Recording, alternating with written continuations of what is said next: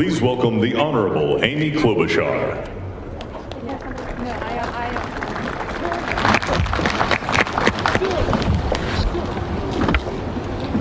Vice President Pence, Mr. President-elect, Madam Vice President-elect, members of Congress and the judicial branch, former presidents and first ladies, vice presidents, leaders from abroad, and a whole bunch of Bidens. America, welcome to the 59th presidential inauguration, where in just a few moments, Joe Biden and Kamala Harris will take their solemn oaths. This ceremony is the culmination of 244 years of a democracy. It is the moment when leaders brought to this stage by the will of the people promise to be faithful to our Constitution, to cherish it and defend it. It is the moment when they become, as we all should be, guardians of our country. Have we become too jaded, too accustomed to the ritual of the passing of the torch of democracy to truly appreciate what a blessing and a privilege it is to witness this moment? I think not. 2 weeks ago, when an angry, violent mob staged an insurrection and desecrated this temple of our democracy, it awakened us to our responsibilities as Americans.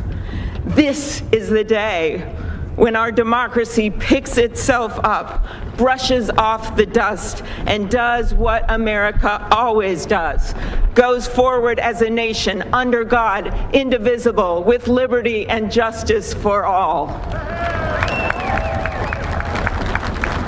This conveyance of a sacred trust between our leaders and our people takes place in front of this shining Capitol dome for a reason. When Abraham Lincoln gave his first inaugural address in front of this Capitol, the dome was only partially constructed, braced by ropes of steel. He promised he would finish it. He was criticized for spending funds on it during the Civil War.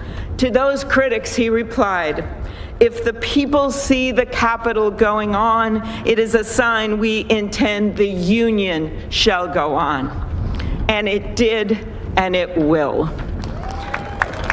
Generations of Americans gave their lives to preserve our republic in this place.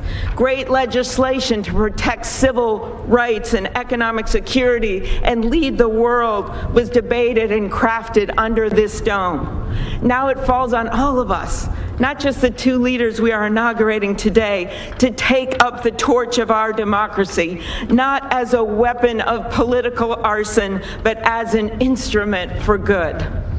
We pledge today never to take our democracy for granted as we celebrate its remarkable strength. We celebrate its resilience, its grit. We celebrate the ordinary people doing extraordinary things for our nation, the doctors and nurses on the front line of this pandemic, the officers in the Capitol, a new generation never giving up hope for justice.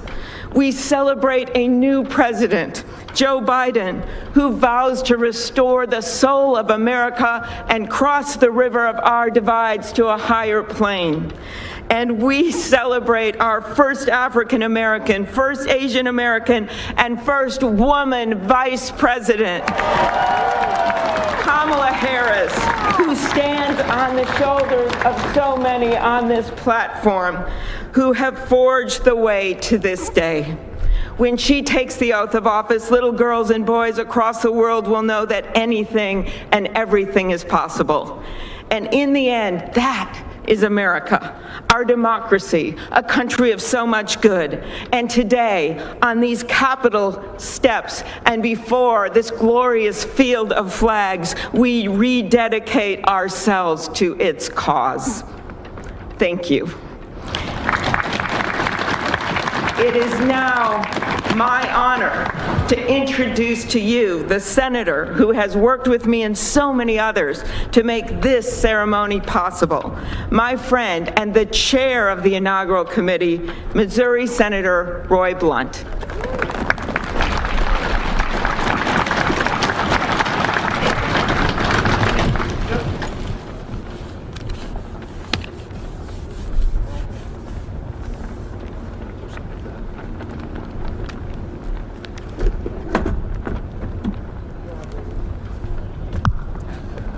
Well, I should have known when Senator Klobuchar got involved, at least there'd be a touch of snow up here this morning. Of all the things we'd considered, I don't think snow was on my agenda till I walked